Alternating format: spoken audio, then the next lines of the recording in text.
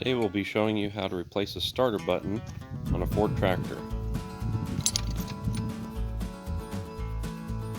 We'll start by removing the wiring to the button. I'm using compressed air to blow off all the crud around the plate here so we don't get any down inside the tractor. After removing all of the bolts around the outside edge, the plate is loose, but on this particular tractor, this is a Ford 4000 series, you do have to take the shifter off of this one in order to get the plate up. On a Ford 8N, you don't have to do this. The starter button is the same from 1948 the whole way up to 1964. So you can use this starter button on multiple tractors. So we're going to pop the shifter off here.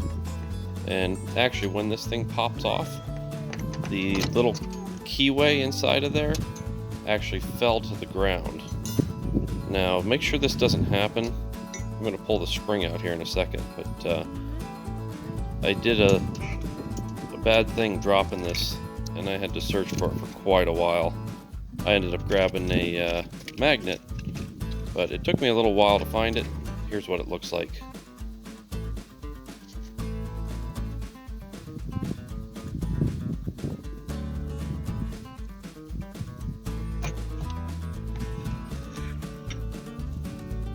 With the plate removed, I cleaned the underside of it here, and there's a small tab that needs to be bent down before we can take the nut off to remove this starter button. The tab is on the underside here.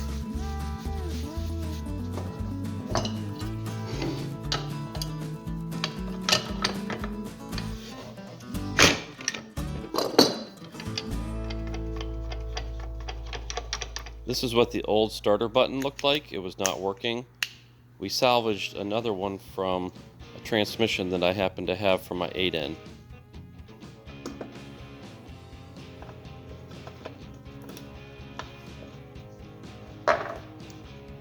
One of the safety features on these old tractors is a lockout for the starter to make sure that it does not engage while the transmission is in gear. On the underside of this plate, there's a lever that connects to the shifter arm, and there's a hole in it. The hole has to be aligned with this button as it depresses in order for the starter to function. So when you push it down, it will actually engage through this hole. So the transmission has to be in neutral in order for it to start.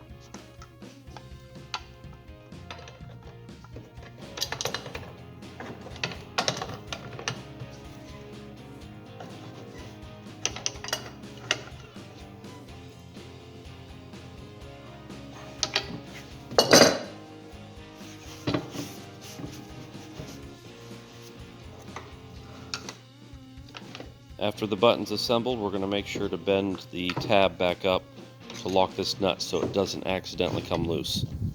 And while we have it apart, it's a good time to take a look down into the transmission case here and look for any parts that are damaged or anything like that.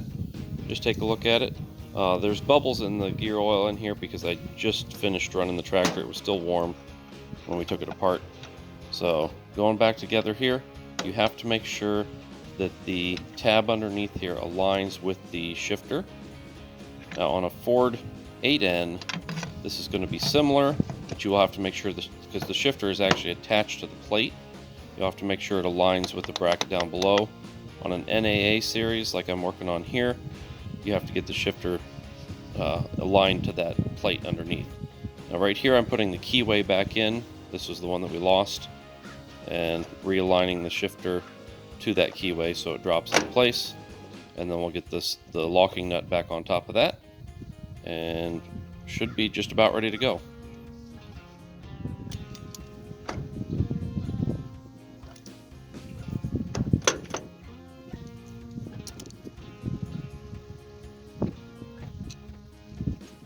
After connecting our wire here, we're going to make sure that it tries to start.